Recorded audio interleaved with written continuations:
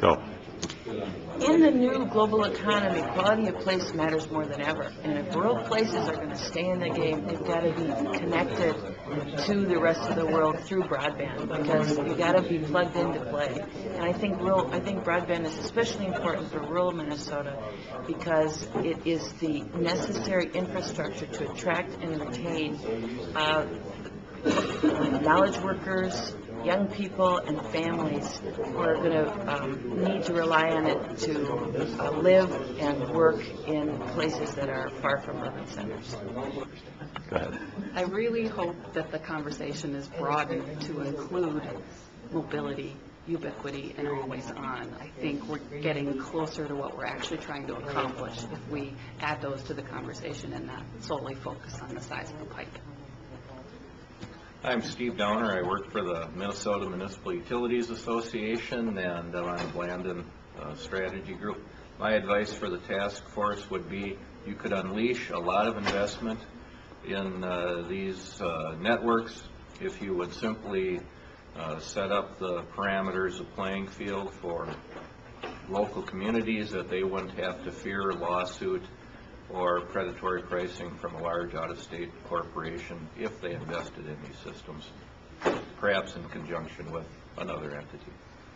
Broadband connectedness is important to Minnesotans because it will lower our costs, give businesses new opportunities, and enable kids access to a world of learning, and we need to have that available everywhere in Minnesota, to every Minnesotan. I'm Michelle Lansford from Boston, Minnesota, a very small town in northwest Minnesota, and I would just encourage the task force not to forget the rural issues. Broadband and high speed is very important. It helps to level the playing field for the small towns, and I would just encourage the task force to do what they can to make sure that small towns are not left out.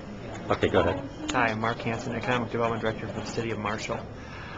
In reference to rural broadband, well, I look at it as how does it affect my businesses.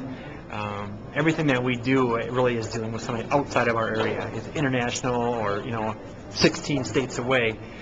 A lot of this can be done just right through telecommunications, right through, whatever. And right now, people don't want to get on a plane. It's very expensive, to get things done.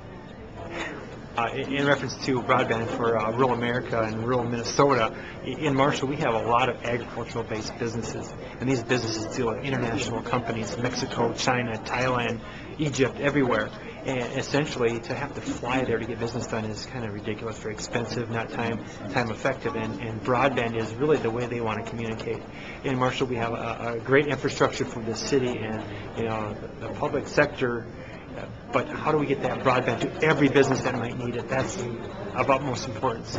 Teleconferencing, using webcasts, things like that are ways to get communication out from their business or out from their other sites into Marshall. If that business doesn't have the capacity for the broadband, it's very cumbersome, it may not be effective, it's going to be blotchy as far as a webcam or any kind of telecommunication there. So we're looking at having that throughout the whole city. That's the most important thing, not spotty for the big companies. We have a big company, Schwann, of course they're tied in. Big company, U.S. Bancorp, they're tied in. What about the little ones that it's equally important for them to get their information out and information in? So I guess that's where I would focus my attention, is looking at some of the small companies that can really use that information, that service, I should say, that infrastructure to get their data out and their data in. Hi, Bill. I'm from Austin, and I'm George Brophy. What's the question? What's your advice to the state broadband task force? Well, absolutely, the broadband task force ought to try to encourage as much public interest and participation as it can. Until we have reasonable competition, until we have broadband throughout the entire state, and certainly to all of the outstate communities, we're behind the curve. And the only way that you're going to get the charters of the world and the like to show any serious interest in what takes place, and at a price, but for which makes sense, to every household of a community, is to have a public entity. Think of a utility, think of the city government, whatever it might be, show some kind of interest in developing a broadband system that supports the entire community.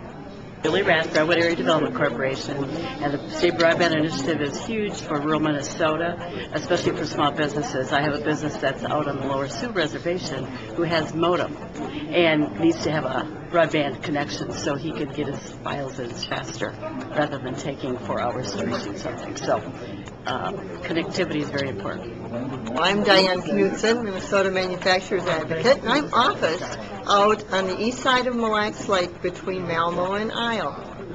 Now, you would think that would be a great place to live and work, and it is, with one major exception. I have 0 coverage on my BlackBerry. I can work in every part of the state of Minnesota and do really well with connections with voicemail and with getting calls in and out, except at my home office. Now, is broadband important? Is coverage important? Is communications important for the state of Minnesota? You betcha. Ready? Okay, I'm on. I'm Jane Leonard, and I'm currently the Executive Director of the Sesquicentennial Commission, and way long time ago worked on telecom for Minnesota. Well, I've been asked to give 2 cents, or 2 cents. Check out the 1995 vision for Minnesota that came out of the call to action, grassroots call to action, telecommunications for rural Minnesota. Great document, has lots of good information from way back in 1995.